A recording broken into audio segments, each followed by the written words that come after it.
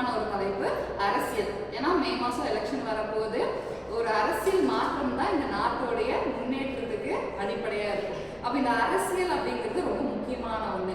மே மாதம் வரப்போது நாம ஏன் ஸ்டூடெண்ட்ஸ்கிட்ட பேசுகிறோன்னா நீங்கள் எல்லாருமே ஓட்டு போட போகிறீங்க.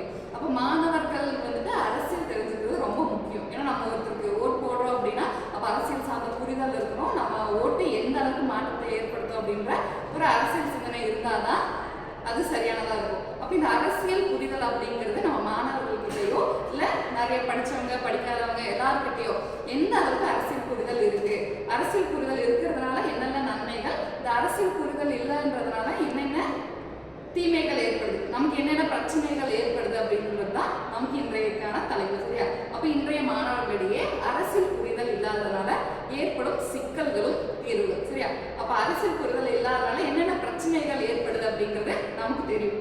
அப்போ என்னென்ன சிக்கல்கள் இருக்கு, அதுக்கான தீர்வுகள் எல்லாம் என்னென்ன கொடுத்தா நம்மளுடைய அரசியல் ஒரு நல்ல ஓட்டு போடுற முறையோ ஒரு நல்ல அரசியலோ நமக்கு கிடைக்கும் அப்படின்றத நீங்களே அதுக்கான சிக்கல்கள் சொல்லி தீர்வுகளையும் சொல்லலாம். இப்போ அரசியல் புரிதல் இல்லாததுனால என்னென்ன சிக்கல்கள் ஏற்படுது?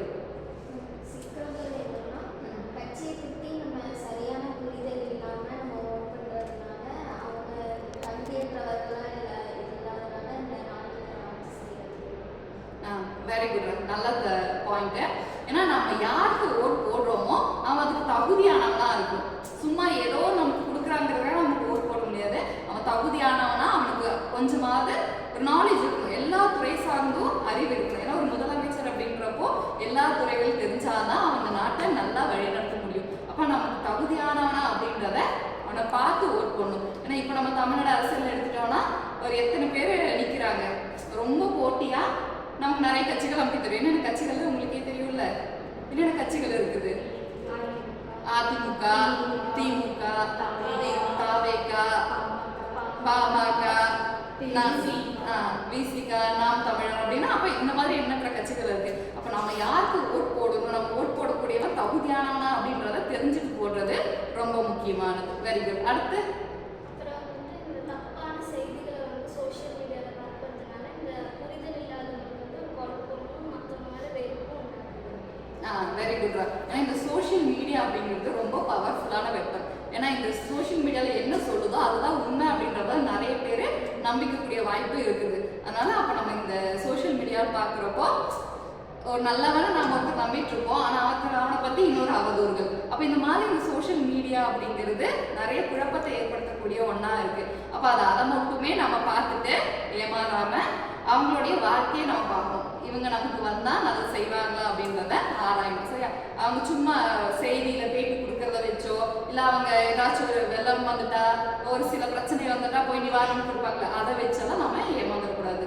Very good. அப்போ அது ஒரு சோஷியல் மீடியா அப்படிங்கிறது நம்ம குழப்பமடை செய்யக்கூடிய ஒரு சிக்கலாக இருக்குது. வேற என்ன சிக்கல்கள் எல்லாம் இருக்குது? அப்போ இப்போ இருக்க யங்ஸ்டர்ஸ்க்கு எலெக்ஷன் பற்றின அரசியல் பற்றின எந்த ஒரு புரிதலுமே இல்லாமல் யாராச்சும் ஒரு தலைவர் மட்டும் நம்பி போய் அவங்க கட்சி போட்டு போகிறது வருங்காலத்தில் என்ன ஆகும்னா ஒரு கட்சி மட்டும்தான் இருக்குமே தவிர அதோட கொள்கையெல்லாம் கரெக்டாக இருக்காது.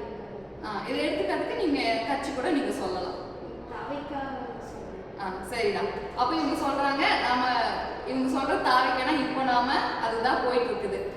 சும்மா அவங்களுக்கு கட்சி பத்தின புரிதல் இல்லாம அவங்களோட கொள்கை என்னன்னு தெரியாம கோட்பாடு என்ன அப்படின்னு தெரியாம சும்மா அந்த தலைவர் நமக்கு பிடிச்சிருக்குன்றதுக்காக நம்ம கண்மூடித்தாமா போய் அவங்க கிட்ட ஓட்டு போட்டு எடுக்கிறதுனால என்ன ஆகும், அவங்களுக்கு பெருசா அரசியல் சிந்தனை இருக்கா இல்லையா நமக்கு தெரியாது, அவங்க நாட்டுக்கு நல்லது பண்ணுவாங்களா இல்லையான்னு தெரியாது. அப்ப எந்த ஒரு அரசியல் புரிதலும் இல்லாம மாணவர்கள் இப்ப இருக்கிறத நம்ம பார்க்க முடியுது. ஏன்னா நம்ம யார்கிட்ட போய் கேட்டாலுமே டிவிக்கேன்னு சொல்றதை நம்ம பார்க்க முடியுது. அப்போ அவங்க கிட்ட போய் நம்ம டிவிக்கோட கொள்கை என்ன, அதோட கோட்பாடுகள் என்ன அப்படின்னு கேட்டா அவங்களுக்கு பெரிய அளவுக்கு சிந்தனை புரிதல் இல்லை. அப்போ நம்ம அரசியல் புரிதல் இல்லாம மாணவர்கள் சும்மா நமக்கு பிடிச்சவங்கன்றதுக்காக போய் போடுறதுனால பல சிக்கல்கள் ஏற்படுது. தவறான ஒருத்தரை நம்ம தேர்ந்தெடுக்கிற வாய்ப்பாகவும் அது அமைஞ்சிருது. வேற என்னென்ன சிக்கல்கள் எல்லாம் ஏற்படுது? இளைஞர்கள் பங்கேற்பு, விவாதங்கள், கருத்தரங்குகள், சமூக செயல்பாடுகளில் இளைஞர்கள் ஈடுபட வேண்டும். சரிடா. இப்போ இது வந்துட்டு ஒரு தீர்வா இருக்கு. சரியா? அப்ப நம்ம இவ்வளவு நேரம் சிக்கல்கள் பார்த்தோம். இந்த மாதிரி சோஷியல் மீடியா பார்த்து நம்ம ஏமாந்துடுறது, ஒரு கொள்கை என்னன்னு தெரியாம அதை பத்தி ஏமாந்துடுறது, இதெல்லாம் நமக்கு ஒரு சிக்கலா இருந்துச்சு. அப்ப இந்த சிக்கல்ல இருந்து நம்ம வெளியே வரணும் அப்படின்னா என்னென்ன அரசியல் புரிதல்கள் நம்ம வேணும் அப்படின்றத நீங்க தீர்வா சொல்றீங்கன்னு பாக்குறப்போ இவங்க சொல்றாங்க. சொல்லுங்க. விவாதங்கள், கருத்தரங்குகள், அப்புறம் சமூக செயல்பாடுகள் வந்து இளைஞர்கள் வந்து நிறைய பங்கேற்கணும்.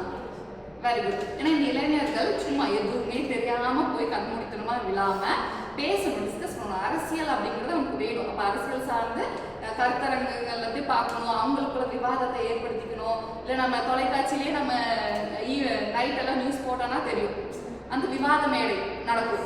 அப்போ ஒவ்வொரு பத்திரிகையாளர், ஒவ்வொரு கட்சிக்காரர் அப்படி வருவாங்க. அப்ப இந்த மாதிரி நிறைய பார்க்கணும். அப்ப நிறைய பார்த்து நிறைய பேரோட பேச்செல்லாம் கேட்கிறப்பதான் நமக்கு அது சார்ந்த ஒரு புரிதல் வரும். அப்ப இளைஞர்கள் எல்லாம் நம்ம ஸ்டூடெண்ட்ஸ் தான் என்ன பண்ண இந்த மாதிரி அரசியல் சார்ந்த சிந்தனைகளை வளர்த்துக்கிறதுக்கு முதல் இந்த மாதிரி பேச்சுகளையும் விவாதங்களையும் ஈடுபட்டாங்க அப்படின்னா அது சிந்தனை நமக்கு வரும். அப்ப நம்ம ஒரு நல்ல தலைவரை நம்மளால தேர்ந்தெடுக்க முடியும். Very good. இப்ப வேற என்னென்ன தீர்வுகள் இருக்கு?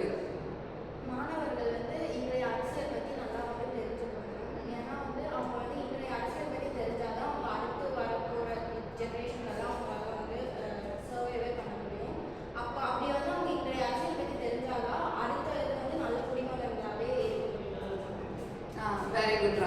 ஏன்னா அரசியல் புரிதல் அப்படிங்கிறது நிச்சயமா வேணும். எப்படி நம்ம ஒரு சப்ஜெக்ட் படிக்கிறோமோ இது நம்ம படிக்கிறதுனால நமக்கு வேலை கிடைக்கும், நாம நல்லா இருக்கும். ஆனா அரசியல் தெரிஞ்சுக்கிட்டோம் அப்படின்னா நம்மளோட சேர்ந்து சமூகமே நல்லா இருக்கும், நமக்கு அடுத்து வர ஜென்ரேஷனும் நல்லா இருக்கும். அப்போ ஒரு நல்ல குடிமகனுடைய பொறுப்பு என்ன அப்படின்னா ஒரு நல்ல தலைவரை தேர்ந்தெடுத்து இந்த நாட்டுக்கு நல்லது செய்யணும். அப்ப இந்த மாணவர்களுக்கு அரசியல் அப்படிங்கிறது முக்கியம்.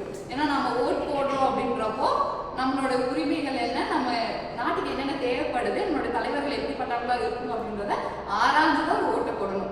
அப்போ மாணவர்கள்கிட்ட அரசியல் புரிதல் அப்படிங்கிறது ரொம்ப முக்கியம். சில பேர் அரசியல் புரிதலோட இருக்காங்க, நிறைய பேருக்கு அரசியல் அந்த பக்கமே போக மாட்டேங்கிறாங்க. ஏன்னா ஒரு பொதுநல சிந்தனை இல்லாதது.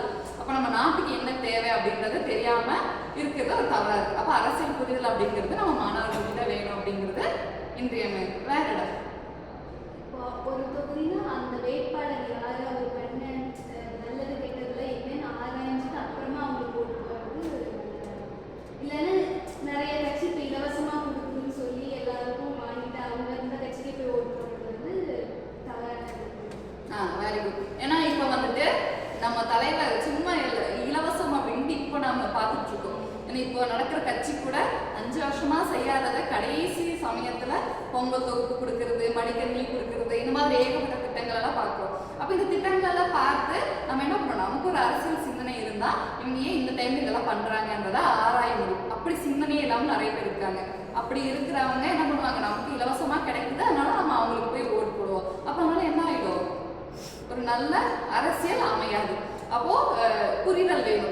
இந்த வேட்பாளர் நம்ம தேர்ந்தெடுத்தோம்னா இவர் நமக்கு நல்லது செய்வாரா, நாளைக்கு நம்மளுடைய நாடு நல்லா இருக்குமா அப்படின்றத ஆராயணும். அப்போ நமக்கு ஒரு நல்ல அரசியல் புரிதல் இருக்கணும். நம்மளோட தலைவர் யாரு, எப்படிப்பட்டவர்ன்றத ஆராய்ச்சி நாம ஓட் போட்டோம் அப்படின்னா நம்மளுடைய சமூகம், நாம மட்டும் இல்ல நம்ம சமூகமே, இப்ப நம்ம ஒருத்தர் தேர்ந்தெடுத்தா அடுத்த 5 வருஷத்துக்கு நம்மளுடைய தமிழ்நாடே அவங்களோட கையில தான் இருக்கும்.